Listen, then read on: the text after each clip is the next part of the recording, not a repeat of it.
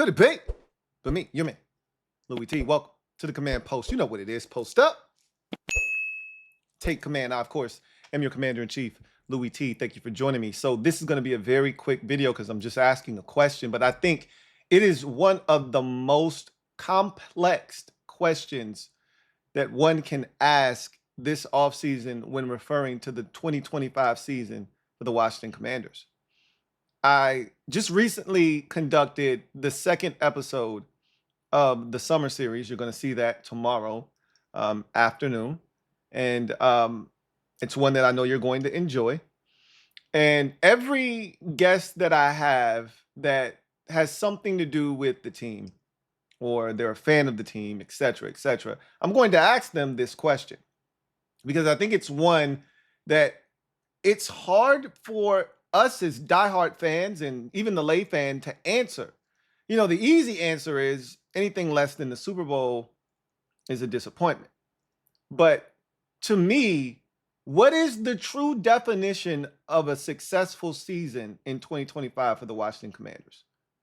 It can't just be, it's not as simple as anything less than winning the Super Bowl is unacceptable. We're not at that stage of our development as a team, right?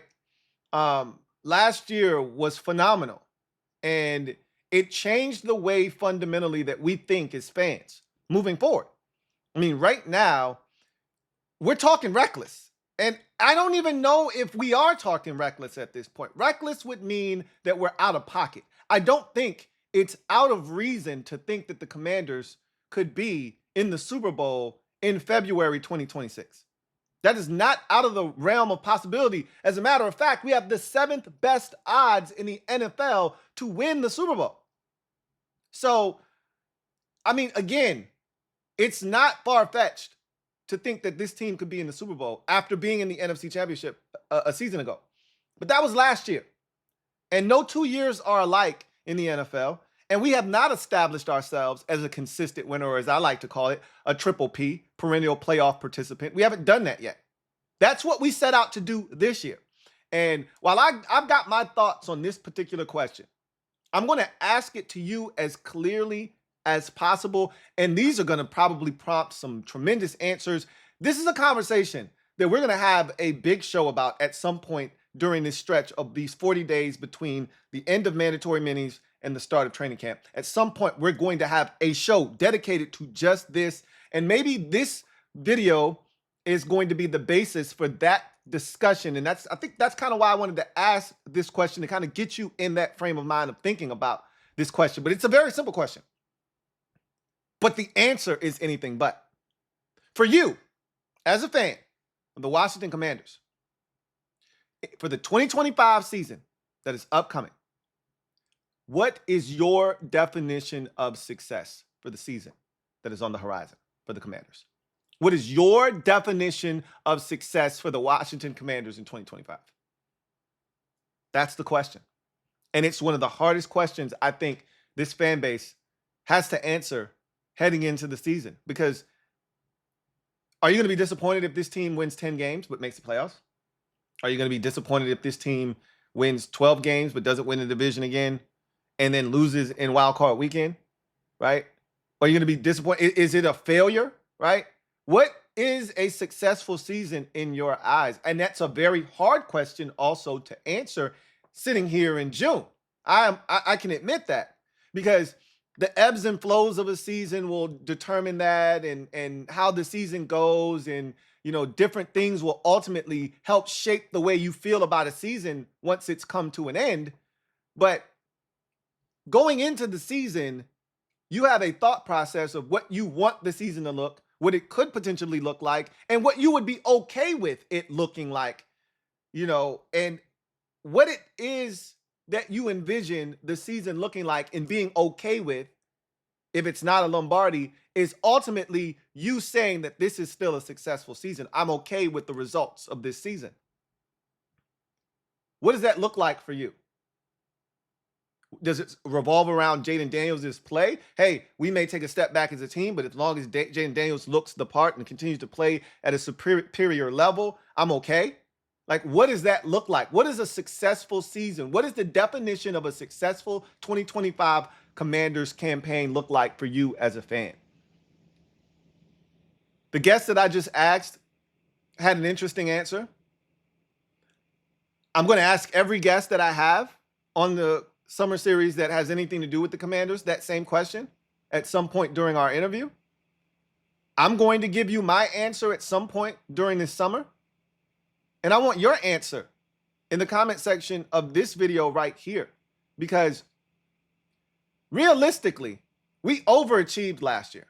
There's no ifs, ands, or buts about that. We overachieved last year, but that doesn't mean that's not who we are moving forward. That's where I think there's this misconception. And I had the video the other day about I'm sick and tired of these low-hanging fruit narratives that are starting to really reverberate in the echo chamber of, the national media when it regards the Washington Commanders, right? The reverberation of, Jaden Daniels, sophomore slump, teams have film on him, defensive coordinators will be able to make adjustments, tougher schedule, et cetera, et cetera. They got lucky last year, they can't, be as successful on fourth down. Like, and some of this stuff, there's validity to it. There's validity to some of this stuff. But, eking out close games, that might be who we are because our quarterback is 5. That might be our new existence. So, once again, I ask you the question, what is your definition of a successful season for the Commanders in 2025? It's a tough question to answer. And you may not be able to give me a concrete answer. You might say a bunch of words, but actually say nothing, and I get it. But I just want to get your brain flowing on this topic, because this is one we're going to discuss, because it is a tough question. It's very convoluted. There are so many factors that are involved in determining what a successful season looks like. Caleb Williams has already said for the Bears, for instance, just to give you an example, that a successful season for the Bears is winning 8 or 9 games, right? They would love to finish over 500 in year 1 of Ben Johnson, his second season. They don't even have to make the playoffs, he said. 8 or 9 wins is a drastic improvement, and he would feel good. That would be a successful season in his eyes. Clearly, that is not good enough for us. But that's kind of the tone that we had last year when it revolved around this team. We went into the season saying, hey, if we come out of this season, first year of DQ, first year of Jaden Daniels, first year of this new operation, the new recalibration, if you will, they're finding their north. If we come out of this first season of AP, DQ, and JD5, knowing that we've got our signal caller for the next decade plus, that's solidified, and we win 8 or 9 games, we'll feel good about that. Anything above 9 wins, and we overachieved. Whoa, what just happened? Double-digit wins? This is crazy. Well, we exceeded that by a mile. And so, yeah, the expectations have been raised. The floor has been raised. The ceiling has also raised. But what are realistic expectations for this team? We know it's far from a finished product. But because we feel so good about our quarterback, you're allowed to skip steps in this process. Nobody thought the Cincinnati Bengals, after being the worst team in football in 2019, landing the number 1 pick in Joe Burrow in 2020, having him play well in that rookie season, but get injured, ultimately not finish the season. No one thought the Cincinnati Bengals were going to the Super Bowl in 2021, but you can skip steps when you got one of them ones at quarterback. You don't have to have a complete roster around that quarterback. You don't have to be great in all aspects, because that guy's going to make up for deficiencies along your roster and things that you don't do well. He's going to make up for it. We saw it last year. Couldn't stop the run, didn't produce turnovers, yet couldn't close out teams in the fourth quarter defensively, but yet didn't have a great field goal kicking situation, but yet Jaden Daniels cleaned up for a lot of mishaps, a lot of deficiencies. Offensive line wasn't the greatest.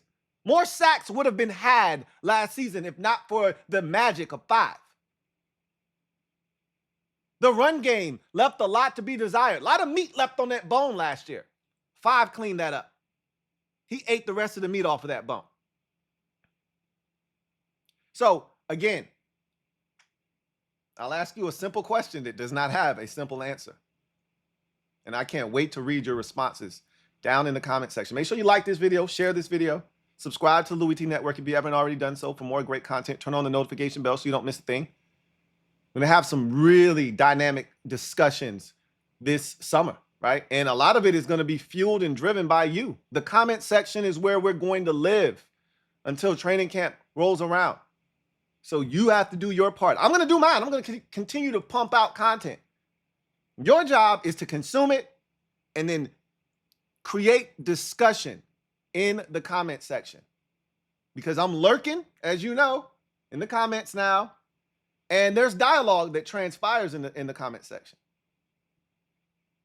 What is the definition for you of success for the 2025 Washington Commanders? What does that look like for you? What does success for this team in 2025 look like for you? Leave it down in the comment section. Cannot, and I mean cannot wait to read your responses. Should be a hell of a lot of fun. They're going to be wide-ranging answers all over the map. Some that make absolutely no sense. I can already imagine some that are like thought-provoking, others that are very straight to the point and blunt. I want all of them. Leave it down in the comment section. Can't wait to read your responses.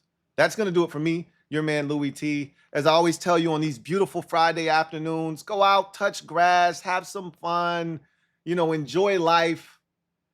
And I look forward to chopping it up with you guys next time, whether that's Saturday, Sunday, Monday, whenever, right? We'll reconvene. But enjoy the weekend. Enjoy the NBA Finals if I don't see you before Game 7. We got Game 7, the best 2 words in all of sports. Game 7. We got one on the horizon on Sunday night. So should be fun. In any event, enjoy the weekend. I'll see you next time. Take care. You know what it is. Post up. Take command. Have a good one. LouieTeeNetwork.